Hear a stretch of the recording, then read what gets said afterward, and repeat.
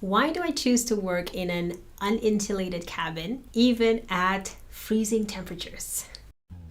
Welcome to the Productive Introvert Community Podcast, helping ambitious introverts who feel deep down that they can add more value to the world to really thrive in their work.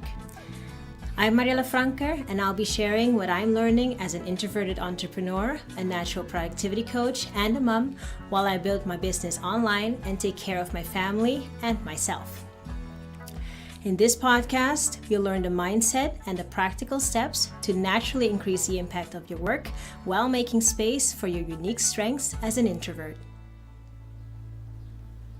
Hi, it's Mariela. There's this very sad plant in here today. It usually lives on the porch, but because it's so cold, I put him in here to get through the winter, and it's looking very, very sad right now, but I'm sure it will be fine when spring comes.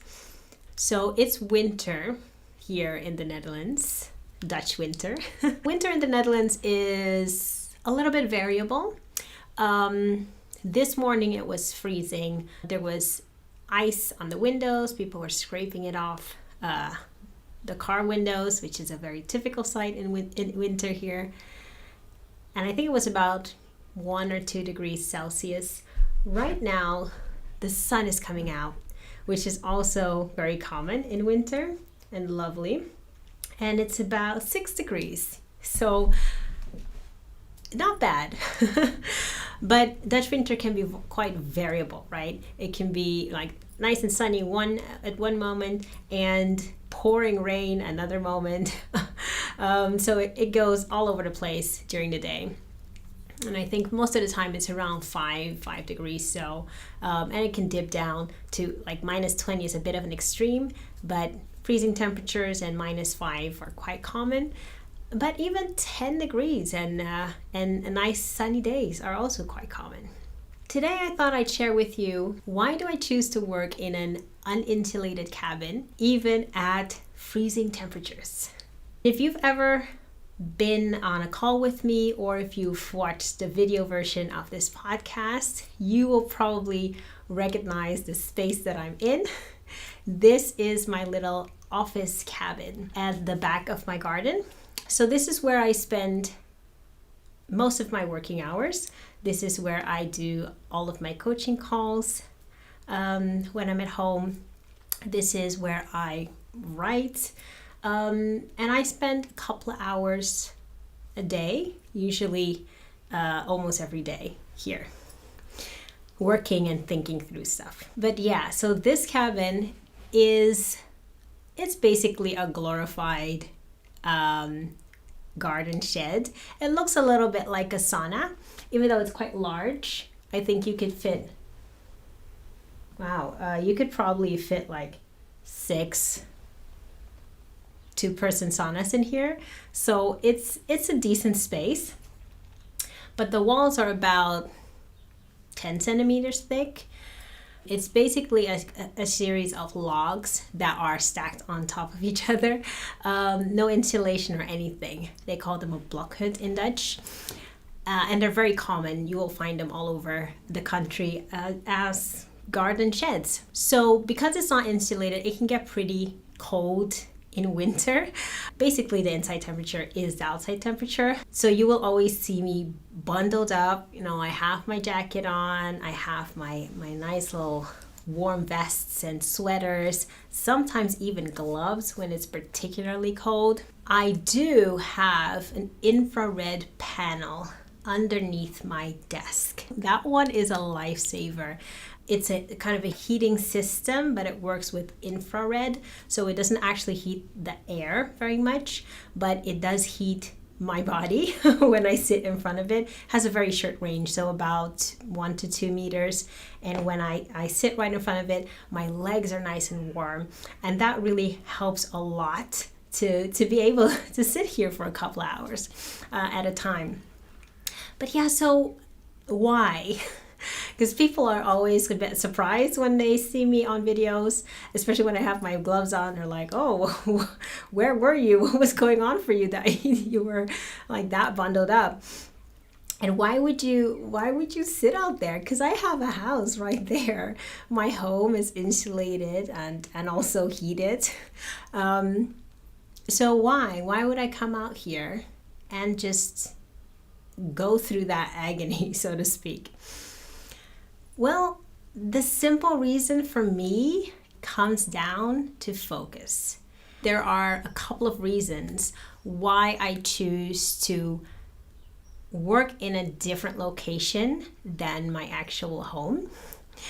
And it all revolves around focus and the way that I perform during my peak hours. So I'll explain that a little bit. First of all, our son is 3 years old, right? So this is the stage where he has a lot of energy. He wants a lot of attention. His favorite game to play is running. So he will jump out at any given moment in time and be like, "Mommy, let's run." Which brings other complications with it. But just the fact that he's a bundle of energy, right? And inside the house, there is a lot of distraction, not just because of the toddler thing going on, but also things around the house.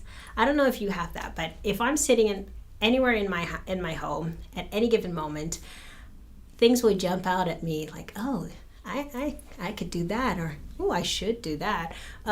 There's dirty dishes, there's laundry, there's, I don't know, small remodelings. There's so many things that will be like boop, boop, boop. It's almost like notifications on the phone just going off constantly. So my mind is always in 10 different places when I'm in the house. I'm way more distracted inside my home just from doing the day-to-day stuff than I am in the cabin. And I think the main reason for that is because of this thing that we call priming, right?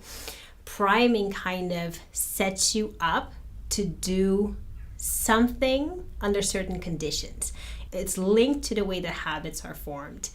And having a particular space or a particular ritual that you do around certain activities, that can really help you to prime yourself to do a certain thing. I like to work in a very intense focused state, but for very short periods of time. So I'll do 1 hour, 2 hours, maximum 4 hours of intense work. I cut out as many distractions as I can to really focus.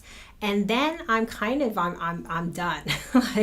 After 2 to 4 hours of intense work, I'm depleted, basically. I'll save the activities that require a lot of thought and problem solving. I'll do those in my peak. So those are the 4 hours that I spend here. And I'll save the lighter, kind of less intense tasks and things to do. I'll save those for the afternoon. And I also like to putter around the house and play with my toddler. So that's how I section up my day. This cabin has actually always been my office since we lived here, and we've been living here now for about 5 years. So from the very start of my coaching business, I claimed this space to be my little office. And nothing else happens here other than the things that I need to do my work and to unleash my creativity around writing and creating other content and materials.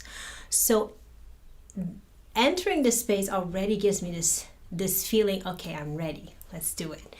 And that has to do with the fact that I'm primed to do my work in this space. So I'll have all the things around me that kind of help me to get into that flow state.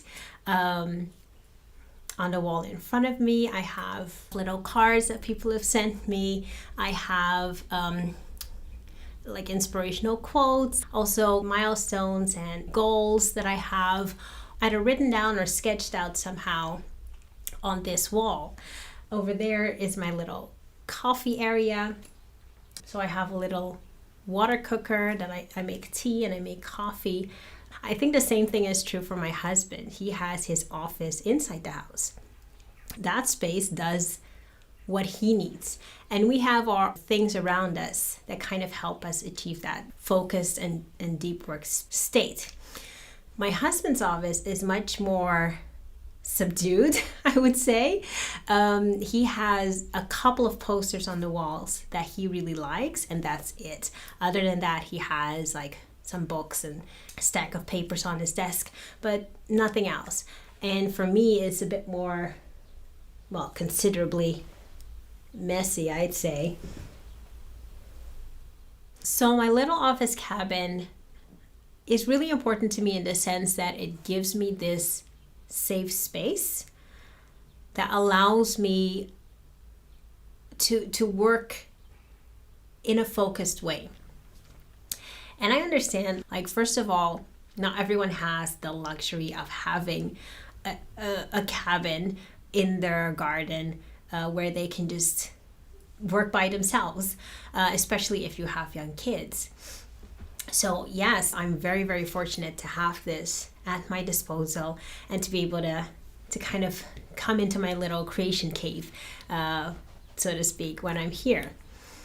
But the point that I'm trying to make is that doing focused work is something that we can create the conditions for.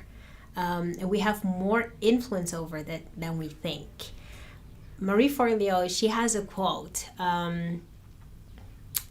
She says, at any given moment, you are either training yourself to be distracted or you're training yourself to be focused.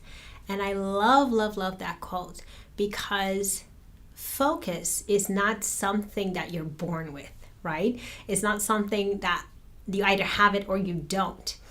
It is a skill set. And getting an idea of what conditions do I need to do focused work can really go a long way to helping you achieve that and to train yourself to be in that focused state. Think about what is like one simple thing that I could do that could help me to create the conditions for me to do some focused work. So that was just a little sneak peek into my little cabin, and I hope it was helpful for you to think a little bit about what could help you. Have a beautiful flow today, and let's talk again next week. Thank you for listening to the Productive Introvert Community Podcast. If you're an introverted entrepreneur and you're ready to thrive in your own way, then connect with me on thefrankermessage.com/contact.